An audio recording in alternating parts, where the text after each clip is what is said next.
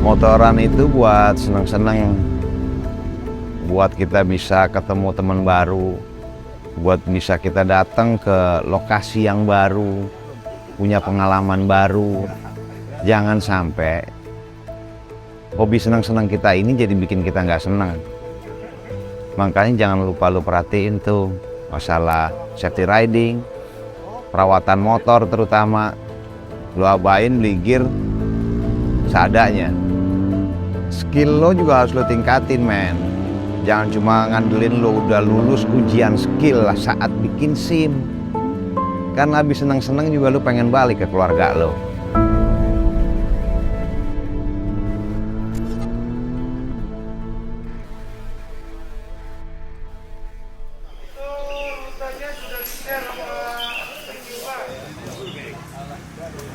Grup 2 Om Herman ya. Nanti RC-nya juga nanti diatur sama Om Joel ya. Suatu saat karena sesuatu hal bila harus berbaris satu persatu, jaga jarak tetap ya. Tahan. Mantap. Yuk, prepare.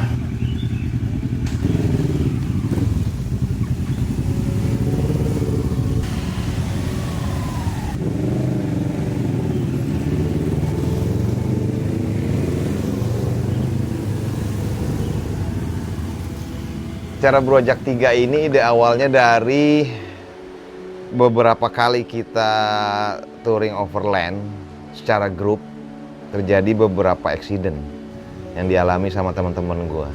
Dari situ gue berangkat gitu, berpikir ya mungkin semuanya udah pernah dapet, tapi yang namanya refresh itu menurut gue sangat perlu dan harus dilakukan secara berkala biar tetap ingat, biar tetap bisa patuh untuk menghindari apa yang nggak kita inginkan selama di perjalanan. Captain, safety officer, sweeper. Namanya safety towing tuh. Langsung, nah, beda. Ini sisa, mundur. Menuju ke sini tuh sebenarnya kita kemarin udah seminggu yang lalu ya di Piring Cantik kita ada intro lah ya, first coaching sebenarnya dari Om Jul bagaimana berkendara berkelompok, bagaimana nge-set tim, bagaimana aturannya di jalanan dengan cara riding yang diusahakan selalu zigzag. Tadi itu kita implementasikan perjalanan dari Jakarta menuju ke Anyer. Dan yang lebih penting adalah soon tanggal 4 Maret kita ada acara di Bali, diikuti 212 peserta, 165 motor, dan lebih dari 70% akan riding. Jadi coaching ini kita persiapkan memang bukan hanya di project, tapi benar-benar ini long termnya event-event on tahun. Jadi ya pasti akan berguna.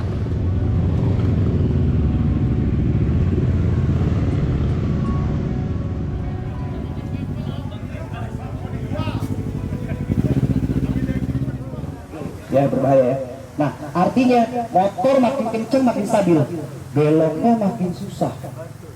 Jadi perlu ditarik. Oleh sebab itu lean in. Jadi ditarik, tangkinya neken, ininya neken. Pantat nggak sampai turun. Enggak. Tergantung kebutuhan. Jadi makin kenceng di atas 200 belum tentu bisa belok. Ingat ya, bahwa mata ini tidak pernah boleh melihat ke bawah. Jadi dia lihat tegak lurus. Makin jauh melihatnya, makin lebih baik.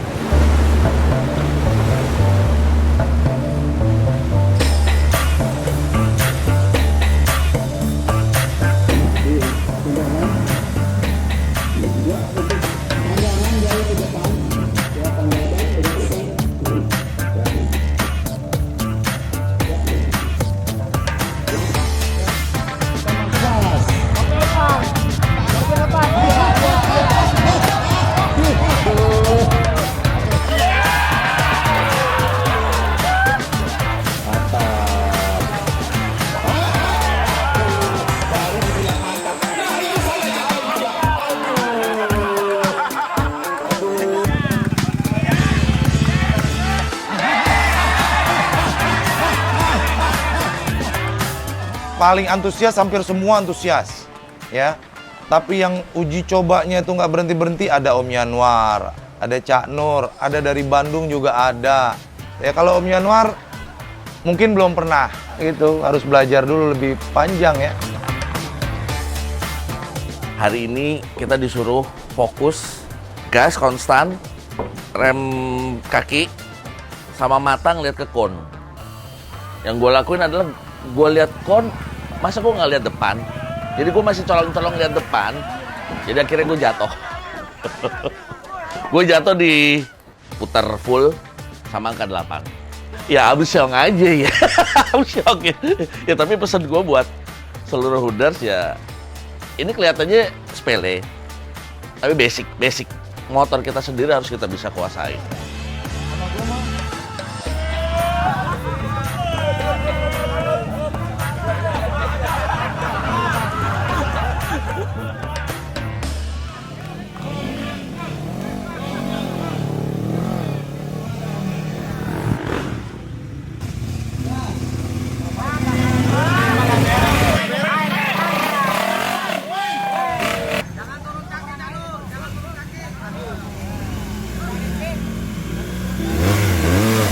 Yang menarik dari acara coaching tadi itu orang yang tidak pernah berani mencoba motornya di tingkat yang lebih tinggi jadi berani mencoba setelah mendapatkan teorinya. Banyak dari kita yang masih kelabakan menghadapi jalur event cuma dual purpose. Setelah acara coaching ini gue rasa pada makin galak bawa motornya.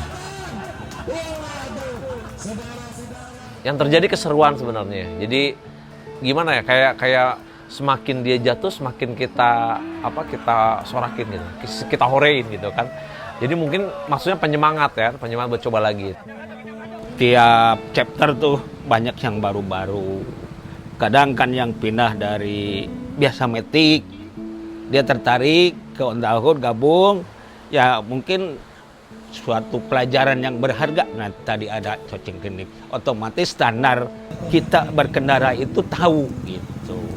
Jadi nggak asal gas, rem, kan bahaya. Nah, di dalam teknik mengendarai sepeda motor ada 3 hal yang perlu dipertimbangkan. Perlu diahlikan. Nomor 1 adalah pemanfaatan mata. Ya, mata melihat, mengirim berita ke otak, dia mengirim berita ke seluruh badan. Yang kedua, posisi badan penting banget, ergonomis. Melihat dengan sisi yang besar, tentunya ukurannya besar. Sedangkan orang Indonesia atau Asia, ukuran postur badannya kecil. Oleh sebab itu perlu menyesuaikan dan perlu disetel.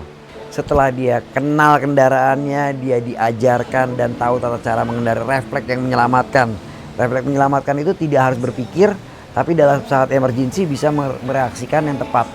Contohnya ngerem, pantatnya nggak pindah ke depan. Nggak lagi jalan tiba-tiba rubuh karena rem depannya kepencet dan lain-lain.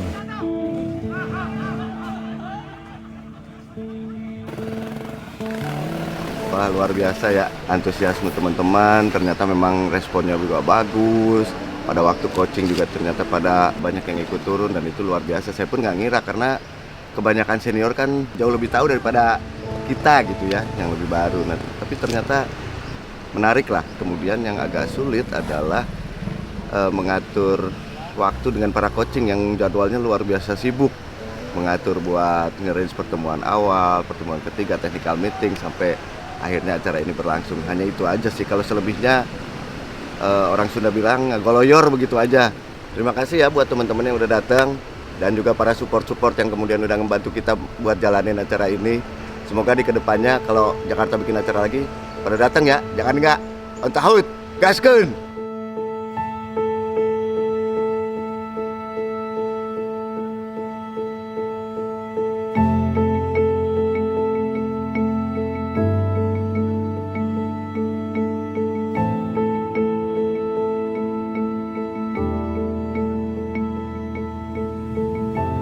On the Hood buat gue tuh rumah kedua gue lah ya. Gue bisa ketemu orang-orang yang asik, gue bisa bercanda, bisa ngecengin teman-teman gue tanpa ada yang marah, tanpa ada yang tersinggung. Ya resikonya kita juga harus bisa nerima kalau kita dicengin. Yang nggak gue dapetin dari komunitas lain, itu kebersamaannya ketika setiap ada acara. Langsung otomatis terpanggil gitu untuk datang ke acara On the Hood. Mereka ini ngonsepin suatu acara tuh bener-bener mateng. Pasti meriah, nggak pernah gagal acara itu. Masuk ke On the Hood itu udah ada resikonya, itu kita pasti Sewaktu-waktu ada gravel, ada tanah. Ya kalau nggak ada ini ya salah grup berarti masuknya.